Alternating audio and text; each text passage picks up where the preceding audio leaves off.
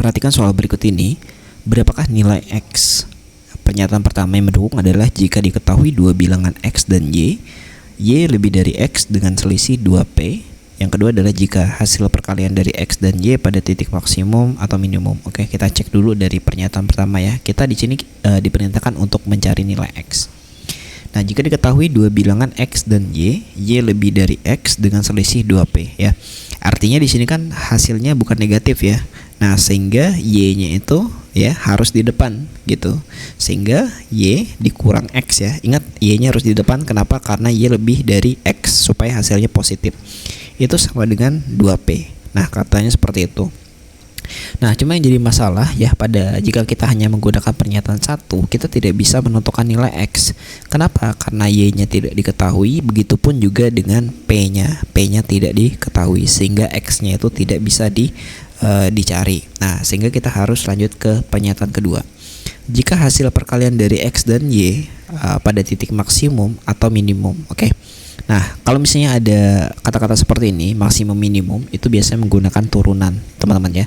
Nah, jadi kita harus kalikan nih hasil perkalian dari X dan Y. Kita kalikan aja XY atau X kali Y gitu. Nah, X-nya tetap ya, Y-nya kita ubah saja. Nah, Y-nya itu apa sih? Nah, Y-nya itu tidak bisa kita cari kalau misalnya kita tanpa menggunakan bantuan pada pernyataan satu ya. Nah, dari pernyataan Y kurang X sama dengan 2P itu sebenarnya bisa kita ubah jadi Y sama dengan 2P tambah X, kan gitu. Nah, artinya ya 1 dan 2 ini saling melengkapi gitu.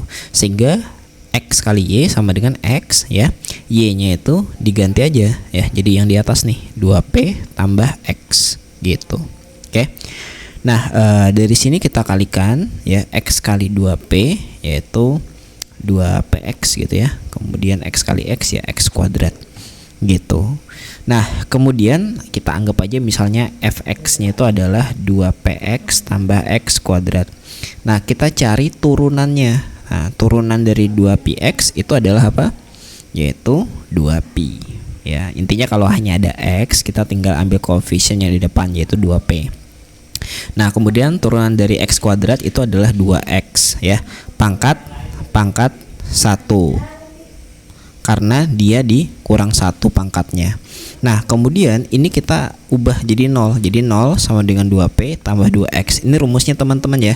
Kalau kita mau nyari maksimum ataupun minimum. Nah, di sini bisa kita tulis gini. Negatif 2P sama dengan 2X gitu.